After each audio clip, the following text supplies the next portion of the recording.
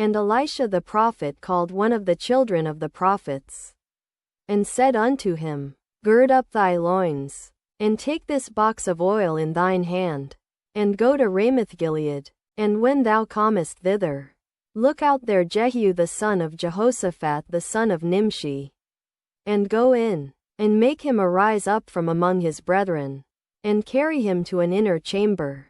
Then take the box of oil, and pour it on his head, and say, Thus saith the Lord, I have anointed thee king over Israel.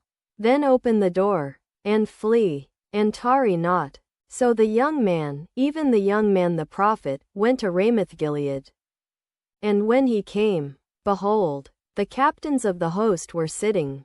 And he said, I have an errand to thee, O captain. And Jehu said, Unto which of all us?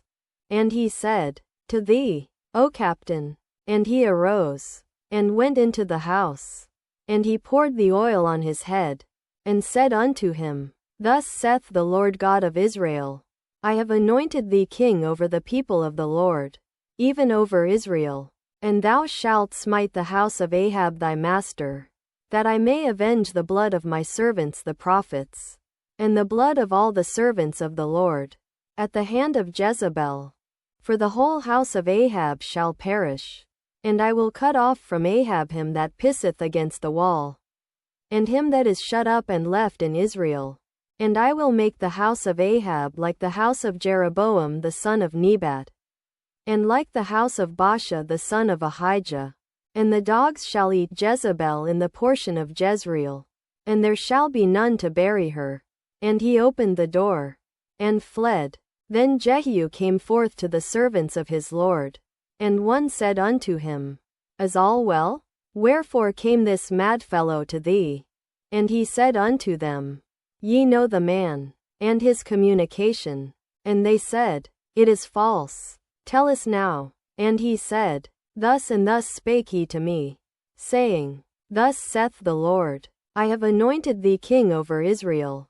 Then they hasted, and took every man his garment, and put it under him on the top of the stairs, and blew with trumpets, saying, Jehu is king. So Jehu the son of Jehoshaphat the son of Nimshi conspired against Joram. Now Joram had kept Ramoth-Gilead, he and all Israel, because of Hazael king of Syria.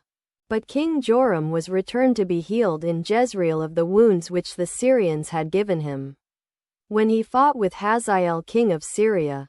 And Jehu said, If it be your minds, then let none go forth nor escape out of the city to go to tell it in Jezreel. So Jehu rode in a chariot, and went to Jezreel, for Joram lay there. And Ahaziah king of Judah was come down to see Joram. And there stood a watchman on the tower in Jezreel. And he spied the company of Jehu as he came, and said, I see a company. And Joram said, Take an horseman, and send to meet them, and let him say, Is it peace? So there went one on horseback to meet him, and said, Thus saith the king, Is it peace? And Jehu said, What hast thou to do with peace? Turn thee behind me. And the watchman told, saying, The messenger came to them, but he cometh not again. Then he sent out a second on horseback, which came to them, and said, Thus saith the king, Is it peace? And Jehu answered, What hast thou to do with peace? Turn thee behind me. And the watchman told, saying, He came even unto them, and cometh not again. And the driving is like the driving of Jehu the son of Nimshi. For he driveth furiously, driving, or marching. And Joram said, Make ready. And his chariot was made ready. And Joram king of Israel and Ahaziah king of Judah went out, each in his chariot, and they went out against Jehu, and met him in the portion of Naboth the Jezreelite. And it came to pass, when Joram saw Jehu, that he said, Is it peace, Jehu? And he answered, What peace, so long as the whoredoms of thy mother Jezebel and her witchcrafts are so many?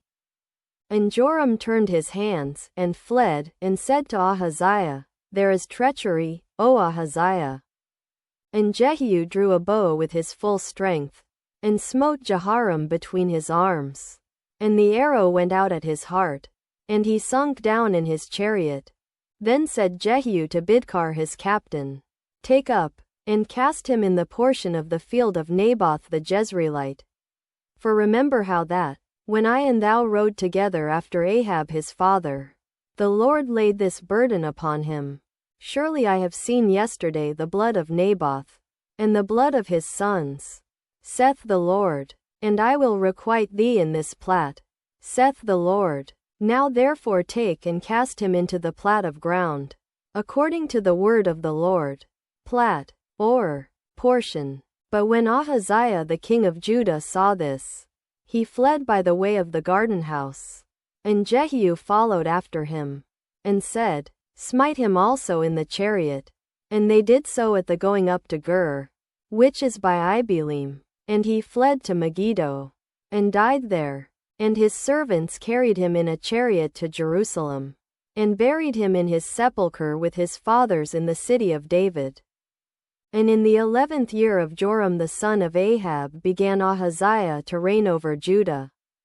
And when Jehu was come to Jezreel, Jezebel heard of it, and she painted her face, and tired her head, and looked out at a window. And as Jehu entered in at the gate, she said, Had Zimri peace, who slew his master? And he lifted up his face to the window, and said, Who is on my side? Who? And there looked out to him 2 or 3 eunuchs, or chamberlains. And he said, Throw her down. So they threw her down. And some of her blood was sprinkled on the wall, and on the horses. And he trode her under foot.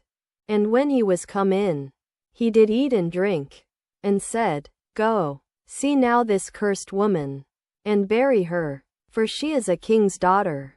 And they went to bury her, but they found no more of her than the skull, and the feet, and the palms of her hands.